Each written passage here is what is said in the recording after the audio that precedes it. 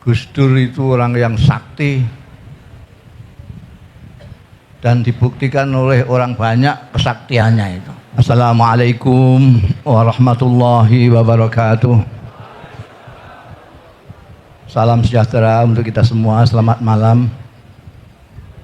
Alhamdulillahilladzi tafarrada bi baqa'ih. Alhamdulillahilladzi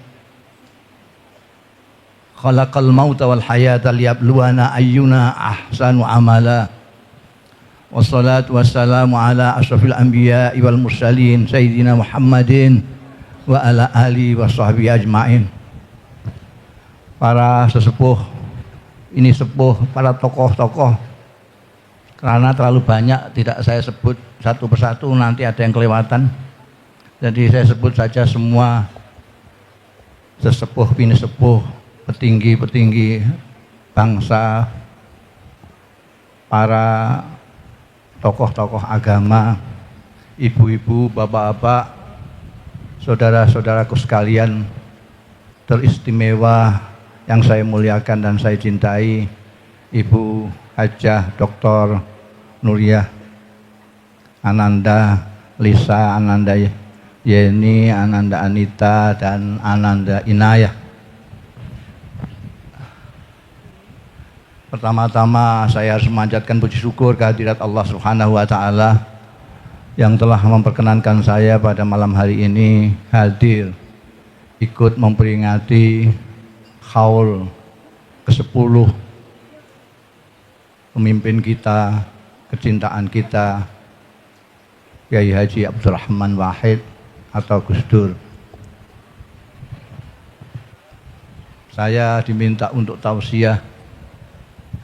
Saya teringat sabda Nabi saya Muhammad sallallahu alaihi wasallam yang menyatakan kafa bil mauti wa'idhan. Cukup kematian sebagai nasihat. Jadi tidak perlu nasihatnya Gusmus segala macam. Kematian itu sudah cukup untuk menjadi nasihat. Kalau orang dinasihati oleh kematian kok enggak mendo ya bahasa Indonesianya. Enggak mempan, ya berapa puluh mubalek yang enggak akan mempan. Gus Dur itu orang yang sakti dan dibuktikan oleh orang banyak kesaktiannya itu. Stroke berapa kali, Yen? 3 kali stroke. Masih lari-lari Amerika Tulungagung. Karu-karuan. Seminggu sebelum wafat masih ke rumah saya. Tiba-tiba ceritanya itu mestinya habis di tempat saya terus balik lagi ke rumah sakit. Tapi tiba-tiba setelah 3 jam ngobrol dengan saya, tiba-tiba bilang saya harus ke Jombang, ditimbali Simbah. Saya kaget, Ibu Nuriyah juga kaget, tidak termasuk dalam jadwal ini. Langsung ke Jombang itu. Ceritanya selanjutnya Anda sekalian sudah baca. Jadi kalau Gus Dur yang sakti saja wafat, apalagi kita yang tidak begitu sakti ini.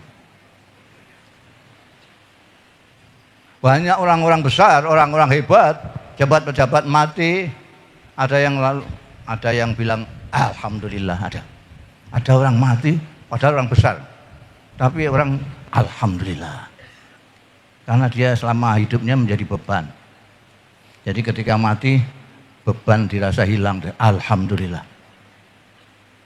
Ada orang yang mati diperingati oleh keluarganya sampai 1000 hari, habis itu sudah.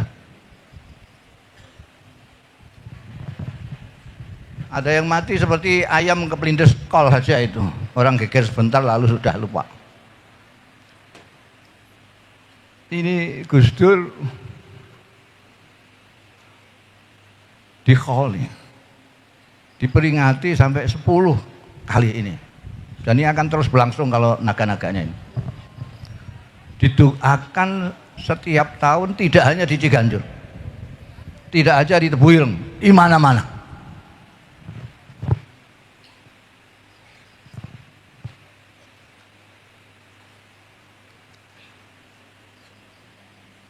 Ini Kanjeng Nabi Muhammad, Nabi Isa, Yesus itu diperingati hari lahirnya. Kanjeng Nabi Muhammad diperingati hari lahirnya, Muludan itu. Yesus diperingati hari lahirnya, Natal itu. Jadi sampean kalau selamat Natal ya sama dengan selamat Muludan gitu. Jadi tidak usah ribut-ribut. Pentau untuk ribut perkara selamat.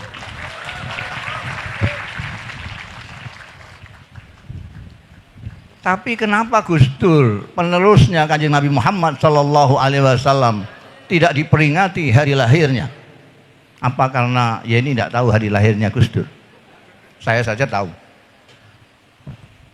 Kenapa Kanjeng Nabi pemimpin agung kita diperingati hari lahirnya, tapi Gus Dur penerusnya diperingati wafatnya? Karena Nabi Muhammad, Yesus segala macam itu maksum. Maksum itu artinya sudah mulai sudah tidak pernah berdosa lagi. Tapi kalau kiai itu ditunggu sampai tutup buku. Karena survei membuktikan banyak orang-orang yang semula itu baik tiba-tiba menjadi buruk. Sudah kiai, sudah hampir wali, tiba-tiba ganti profesi. Jadi jurkam. Jadi tim sukses. Jadi kalau kiai-kiai penerus Nabi ditunggu sampai tutup buku. Kalau ternyata istiqomah, konsisten apa yang dilakukan sampai wafat, baru umat masyarakat memperingati. Kalau tidak, sampai mau memperingati Kiai Mustafa Bisri, tiba-tiba di tengah jalan saya jadi tim sukses suatu partai yang nggak menang, sampai nggak jadi ngekholin. Ini tunggu sampai akhir. Nah, Gus Dur ini konsisten di dalam apa? Di dalam menjadi manusia. Sampai catat ini. Semua orang mengatakan Gus Dur ini, Gus Dur ini, Gus Dur ini. Saya mengatakan, saya orang yang paling dekat dengan Gus Dur sejak di Mesir sampai beliau gonta-ganti apa? Kontrakan itu. Dulu saya kalau ke Jakarta mesti jujuknya ke Gus Dur. Seneng saya karena omongannya mesti baru terus. Karena ngontrak anyar di Cilandak, ngalih di mana lagi gitu. Saya tidurnya tempat tidurnya anak-anak ini. Jadi Gus Dur itu orang yang tidak tahu. Gus Dur itu ngaji itu jelajah pondok. Pondok di Jombang semua pernah dipang. Pondok Tambak Beras yang usul fikih, pondok Denanya orang fikih, pondok Sarang yang nahu sorop, pondok Krapyak yang lughat, pondok sampai pondok Tegalrejo yang apa itu tasawuf. Mulai nahu sorop sampai tasawuf dipelajari, ngaji semua. Sehingga sampai ke tataran jadi manusia. Jadi sampai kalau ngaji sudah sampai tingkat atas, sampai jadi manusia. Kalau belum itu kadang-kadang masih bau buaya. Awas hati-hati itu buaya darat itu kan. Masih buaya, masih ular, masih macam-macam. Gus Dur itu, orang bilang katanya Gus Dur itu drop out dari Al-Azhar. Itu tidak benar. Jadi itu direvisi itu kalau yang nulis-nulis begitu. Wong dia itu bareng sama saya kok. Dia bangsa kuliah barang itu kecil. Gitu aja kok repot ini. Jadi dia sudah datang duluan, tapi tidak daftar, tidak kuliah, tidak apa. Baru ketika saya datang dan daftar kuliah, dia tanya, sampai di mana? Saya ini di yang baru dibuka ini. Saya memang memilih fakultas yang baru dibuka karena ujiannya masih agak lama, 4 bulan. Kalau yang biasa itu kuliah syariah segala macam langsung ujian. Jadi saya yang baru ini Gus, ya udah aku ikut, nggak mikir nggak apa, aku ikut daftar. Begitu daftar, lihat mata pelajarannya, loh ini kan sudah kita pelajari waktu di pesantren semua ini, nahwu, shoroh, balaghah, mantek, ini kan sudah semua. Lah memang saya milih yang begitu. Saya kan tidak pernah sekolah, saya tahunya cuma pondok pesantren. Saya supaya akrab ya pilih yang madahnya itu saja, mata pelajarannya itu. Wah ini kan habis-habisin umur ini. Langsung kirim daftar ke Fakultas Sastra di Baghdad. Jadi dia tidak pernah kuliah, memang bukan drop out. Di Azhar tidak kuliah. Begitu sampai lihat nggak kelihatan. Seperti sekarang kan di Jakarta ini kan kelihatan, wah ini kiai ini ustadz ini ustadz sungguhan apa enggak ya? Enggak jelas. Pokoknya ketok loh, agamawan itu ketok. Serbane gedian. Gus Dur ya. Klambi batik nun sewu, Mbak Nur. Klambi batik cekak segini nih. Kadang-kadang orang minggu gak salin. Itu datang ke seminar itu gandul begitu. Sampai kawannya dan orang yang paling dihormati dia oleh Gus Dur dan menghormati Gus Dur, orang yang sangat ingin Gus Dur menjadi pemimpin Indonesia, Allah yarham Dr. Fahmi Saifuddin, itu sampai mengupayakan Gus Dur masuk MPR.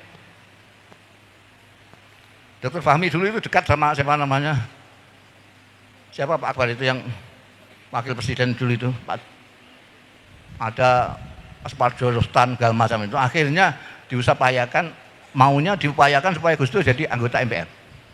Gus Dur jawabnya, tanya Gus Mus dulu. Kalau Gus Mus setuju, saya mau. Kalau enggak.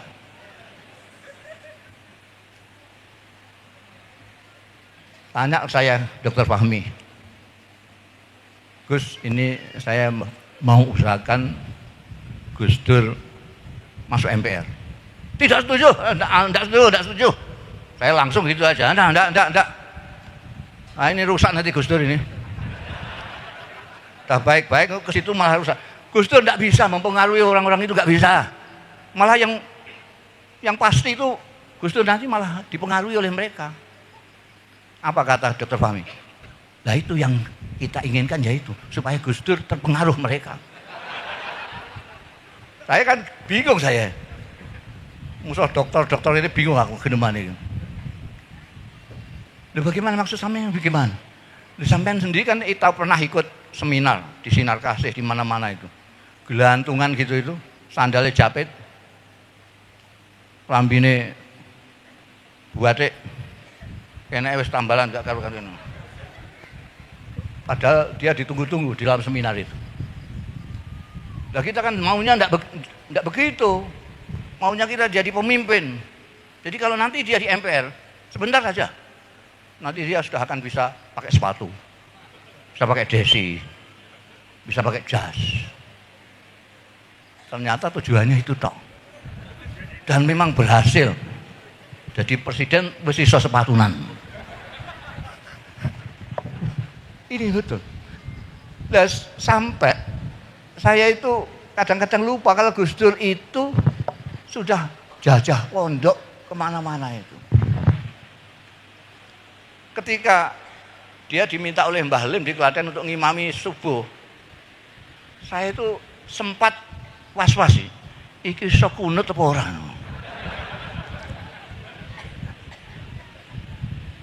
Nah, dia sudah jadi ketua dikaji segala macam. Buaran beliau kunutnya panjang sekali. Ya Allah. Lah dia ini mutakharijin dari sarang, dari Tambak Beras, dari Denanyar, dari Krapyak Jogja, dari Tegarejo. Dan pesantren-pesantren itu tidak seperti orang yang ngaji di Al-Mukarram Kiai Google itu. Antara dua, santri diminta untuk apakah dia setelah ngalim mengajarkan ilmunya atau mengamalkan. Tapi yang terbanyak adalah mengamalkan ilmunya. Jadi orang disebut orang alim bukan hanya orang yang ngerti ilmu, bukan orang yang pandai, tetapi yang ngamalkan. Dalam ilmu agama, seperti yang saya pahami, puncak daripada orang alim itu kalau dia sudah menjadi manusia.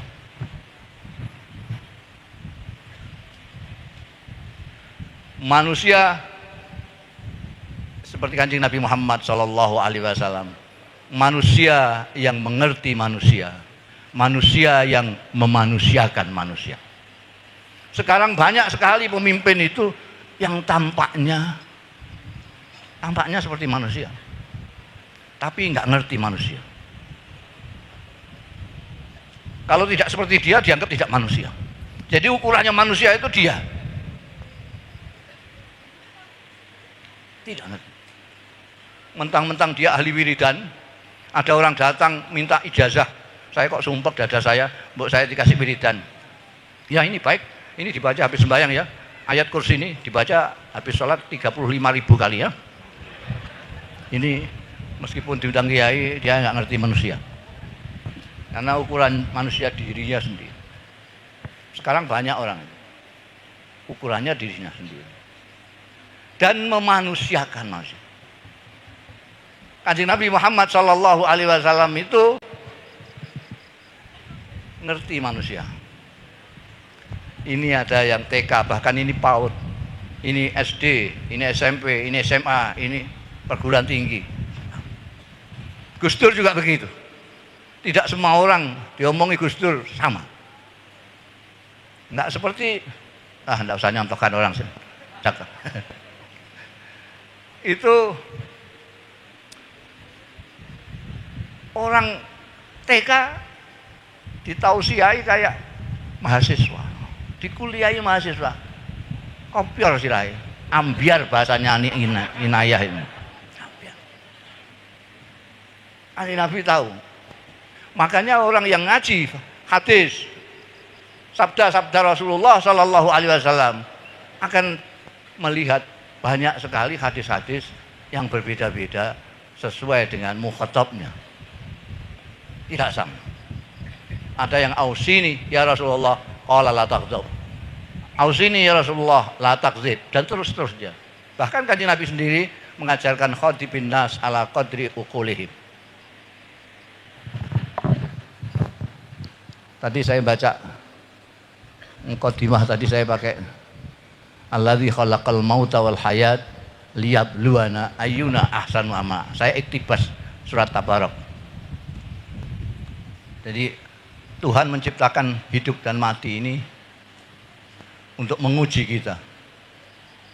Ayyuna ahsanu amala. Siapa yang paling bagus? Bukan ayyuna aksaru amala. Bukan siapa di antara kita yang paling banyak, tapi siapa yang paling baik. Untuk menjadi baik, kita harus menggunakan akal budi kita. Untuk menjadi baik, kita menggunakan akal budi kita. Sehingga sampean bisa lihatlah, sampean jangan lihat tampilannya saja, citranya kok gagah, kok galak, kok hebat. Tapi lihatlah dari sisi kemanusiaannya. Niki manusia ta ora? Sebab orang yang paling dimuliakan, makhluk yang paling dimuliakan oleh Allah adalah manusia. Balaqad karramna bani Adam. Saya di Jakarta jadi dalil terus nih. Biasanya kalau di daerah-daerah saya tidak pernah dalil. Daripada ditanya nanti dalilnya apa. Di sini kan dalil hadis ya kudu sahih. Sahih apa dhaif gitu. Koyok yo. Ini kita perlukan orang-orang yang menjadi manusia, yang ngerti manusia, yang memanusiakan manusia itu sebagai rasa syukur kita diciptakan Tuhan menjadi manusia. Kita kadang-kadang itu lupa bersyukur. Saya pidatokan di desa-desa. Saya ajak orang-orang untuk mensyukuri anugerah Allah yang paling besar yang kita lupa mensyukurinya. Karena memang bersyukur itu memerlukan kesadaran mendapatkan anugerah. Kalau kita tidak sadar bahwa kita mendapat anugerah, maka kita tidak akan bersyukur. Kita diciptakan oleh Allah Subhanahu wa taala menjadi manusia. Ini suatu anugerah yang luar biasa. Kita tidak dijadikan batu, tidak dijadikan tumbuh-tumbuhan, tidak dijadikan binatang, tapi dijadikan manusia. Manusia yang diberi akal pikiran dan akal budi. Mensyukurinya adalah menggunakan itu. Makanya Gus Dur itu semuanya menjadi kecil karena dia dekat dengan yang menciptakan manusia, Allah Subhanahu wa taala. Tidak ada yang besar. Karena itu ungkapan gitu aja kok repot. Itu sebetulnya menunjukkan bahwa Gus Dur itu yang besar. Ini yang besar hanya Allah, kemudian Indonesia, kemudian bangsa Indonesia, umat. Maka tidak heran kalau umat setiap saat mendoakan Gus Dur, mendoakan Gus Dur. Gus Dur adalah tokoh manusia yang ngerti manusia, yang memanusiakan manusia. Jadi, seperti yang dicontohkan oleh Rasulullah Sallallahu Alaihi Wasallam. Gus Dur itu seperti sering tadi dikatakan juga, hampir saya tidak pernah jumpa orang yang suka menertawakan dirinya sendiri. Gus Dur paling sering, bahkan pernah suatu ketika karena dia mentertawakan dirinya sendiri, saya yang kena imbas buruknya. Pada waktu pameran lukisan saya sama almarhum Amang Rahman sama Dezawi Imran. Beliau waktu itu jadi presiden. Saya manfaatkan, karena saya punya kawan presiden. Saya manfaatkannya ya itu, untuk membuka pameran lukisan. Beliau datang, pidatonya itu cuma singkat sekali. Sudah tahu orang tidak bisa ngelihat, disuruh buka pameran lukisan. Itu sampai ketawa. Waktu itu nggak banyak yang ketawa. Takut presiden loh. Itu Gus Dur. Jadi beliau selalu rendah hati, bukan rendah diri. Dia bahkan kalau sangat optimis, rendah hati itu karena beliau suka ngolok-ngolok dirinya sendiri. Dia di Kuba itu keplaur nelpon saya. Tahu Kuba ya? Itu yang Fidel Castro presidennya waktu itu. Nelpon saya. Ini di mana Gus? Di Kuba. Aku tadi habis pidato, wah dapat aplaus yang luar biasa. Tepuk tangan yang luar biasa. Mau sampein bicara apa? Tepuk tangannya kok sampai begitu? Loh, ini kan semua kepala-kepala negara di dunia itu pidato semua. Semua karena pidato orang banyak dibatasi 5 menit. Lah untuk supaya bisa 5 menit itu dibikinlah seperti MTQ di kita itu. Di depan mimbar itu ada merah, hijau, merah berhenti, kuning siap, hijau. Lah saya kan nggak lihat. Tapi kok pas 5 menit. Wah, mereka tepuk tangan semua.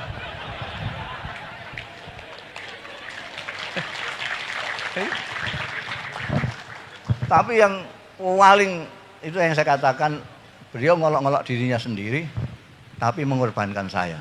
Karena tentu orang-orang yang baca itu yang dimarahi saya. Dan dia ngarang-ngarang sendiri, saya yang jadi cemohan orang. Dia cerita katanya ketika di Mesir dengan saya itu sukanya masak dengan saya. Dia bagian masak, saya bagian belajar katanya. Nah di Mesir itu jeroan dan kepala itu tidak dijual, tidak makan orang sana tidak makan jeroan, tidak makan kepala. Nah, situ dilemprakkan itu saja. Gusmus kata dia, Gusmus itu kalau lihat begitu, ini aku beli ini, untuk apa? Ini beli, pokoknya saya belilah. Oh itu tidak dibeli aja mungkin dikasihkan, murah sekali karena nggak dimakan. Untuk apa kamu beli ginian? Untuk makanin anjing aku. Untuk makanin anjing, saya bilang gitu katanya Gus Dur. Jadi setiap hari kita masak itu jeroan terus anti rempelo. Setelah saya pindah ke Irak, Gus Mus gak pernah ke pasar lagi karena tidak ada partner masaknya lagi, sudah tidak ada. Suatu ketika waktu di pasar ketemu penjual ayam itu, loh, ini kamu kok tidak pernah kesini lagi? Katanya Gus Dur, saya jawabnya, ini anjingnya sudah pindah ke Irak. Lah kan kacau itu. Asli ini Gus Dur, saya tidak ikut-ikut ini. Jadi Gus Dur itu tidak ada yang besar, tidak ada, semuanya kecil. Makanya santai sekali. Beliau pegangannya amal hayatud dunya illa laibun walahun. Dunia ini hanya main-main dan sendau gurau saja. Gus Dur santai, nggak pertentangan kayak orang-orang. Santai sekali. Jadi sampean itu kalau beragama kok pertentangan, sampean harus hijrah.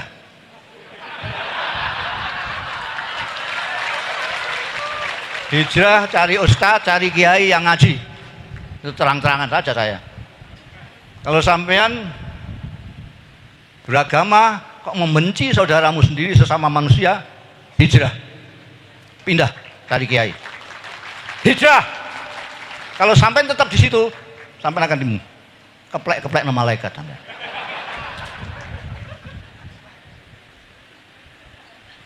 Ada? Jangan.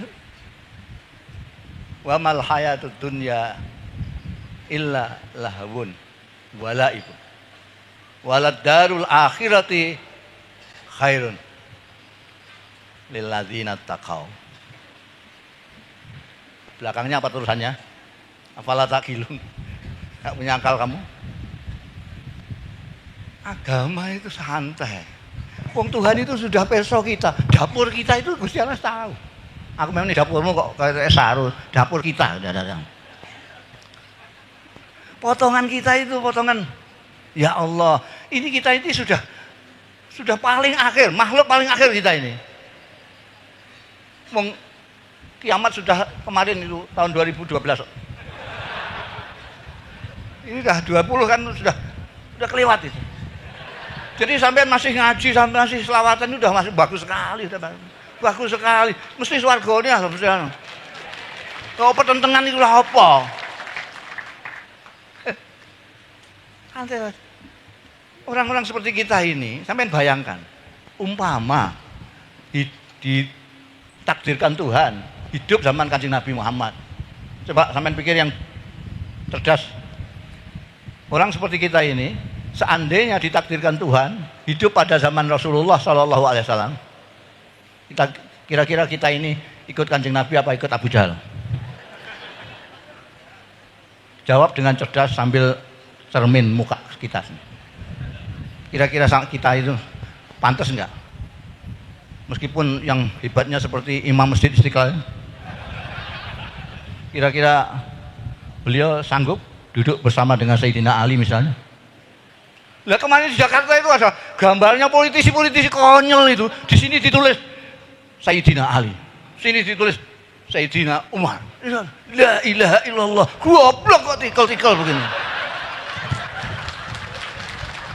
Itu enggak baca sejarah, enggak pakai akal belas.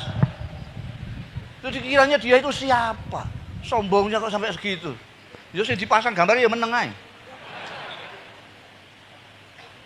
Jauh. Saya sendiri pernah ngelamun itu.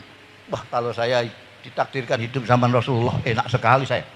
Saya tidak usah baca Quran, tidak usah ngapalkan Quran, karena ada Quran berjalan. Saya tinggal lihat Kanjeng Nabi saja, bagaimana Kanjeng Nabi bergaul dengan Allah, bagaimana bergaul dengan manusia, gimana bergaul dengan istri dan lain sebagainya. Tinggal lihat saja. Tapi akal sehat saya yang ngamuk di dalam hati. Alah, diapurmu. Ngelamun mau hidup zaman Rasulullah. Potongan kamu ini kalau ditakdirkan hidup zaman Rasulullah, nggak akan ikut Rasulullah kamu. Pasti ikut Abu Jahal kamu. Potong kamu, mesem air iso kok. Mesem saja tidak bisa. Lihat saudaranya seperti macan melihat mangsanya. Khotbah ngejak ning swarga kok petentengan. Itu saya nggak paham saya. Mengejak ke swarga kok mendelik. Ayo ke swarga, ayo swarga. Kalau enggak tak keblondasmu.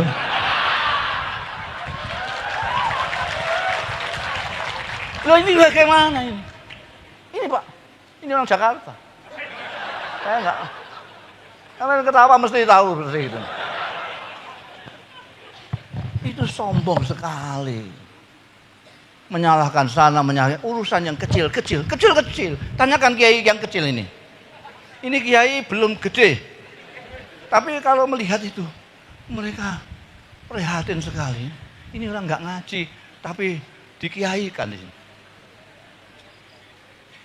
Yang kiai dibiarkan. Ini loh. Ini kalau tidak Menko apa namanya, sulit saya kalau ngomong pangkat itu, saya agak sulit aku. Menko Polhukam. Sebetulnya beliau ini itu kena cobaan Gusti Allah. Oh dia kiai. Waktu Gus Dur jadi presiden, pertama kali saya rombongan kiai yang dibolehkan masuk. Saya ke istana pertama kali. Habis itu tidak pernah lagi. Pertama semuanya mengucapkan selamat. Semuanya pakai sepatu, saya sandalan sendiri. Itu ada yang jaga. Pakai sandal, Pak. Ya, presidenmu dulu ya sandalan gini. Semua mengatakan selamat, termasuk Kiai Sahal Mahfud. Selamat. Selamat presiden. Saya bilang, saya bela sungkawa. Saya sendiri yang mengatakan bela sungkawa. Kiai apa-apa jadi presiden. Jujur nih kok leren. Sedih, alhamdulillah doa saya makbul. Wong apik-apik dadi presiden. Wong apik-apik iki hati-hati sampean ini. Iya. Oh itu jabatan itu merusak uang. Jabatan merusak uang nek ora kuat-kuat. Saya pernah menjabat jadi Rais Am sebentar.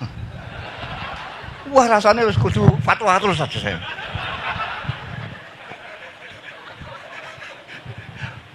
Alhamdulillah. Ini syukuran kemarin. Ini Menteri Agama ini. Karena leren.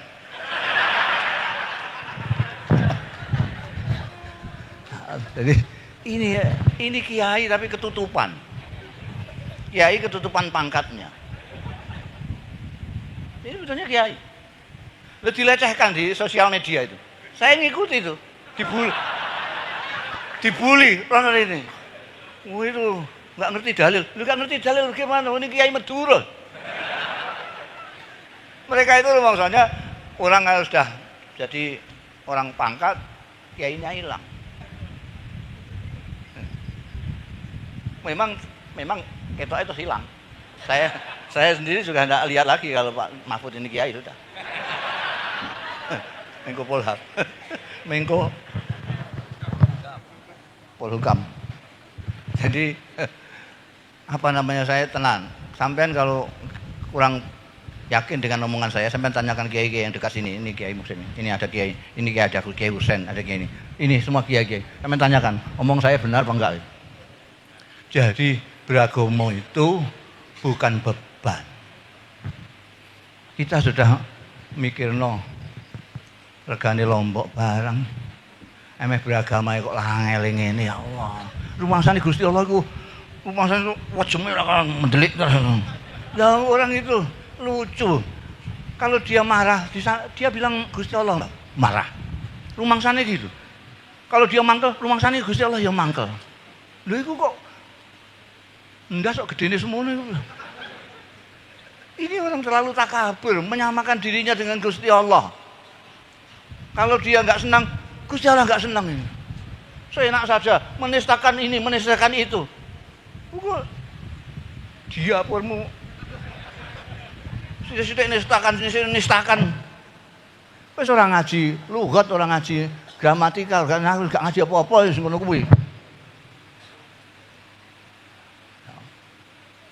Kalau nggak percaya itu Ustadz kamu suruh kesini biar bantah-bantahan sama saya. Mau angkel aku. Pak Mahfud ini pakai dalil. Ini saya dibully. Yang bully siapa? Bukan imamnya, makmumnya. Ada yang bertanya kepada saya, loh itu tapi followernya kok banyak. Kalau itu tidak benar kok followernya banyak. Saya bilang di Quran itu ada wa fauqa kulli dzi ilmin alim. Di atas orang yang alim masih ada yang alim lagi. Di atas orang alim ada yang alim. Jadi jangan sombong. Di atas orang alim ada yang lebih alim. Saya tambahi sendiri di bawah. Batah takuli jahilin jahul. Yang ketawa sudah paham. Jadi tidak usah saya terjemahkan. Wassalamualaikum warahmatullahi wabarakatuh.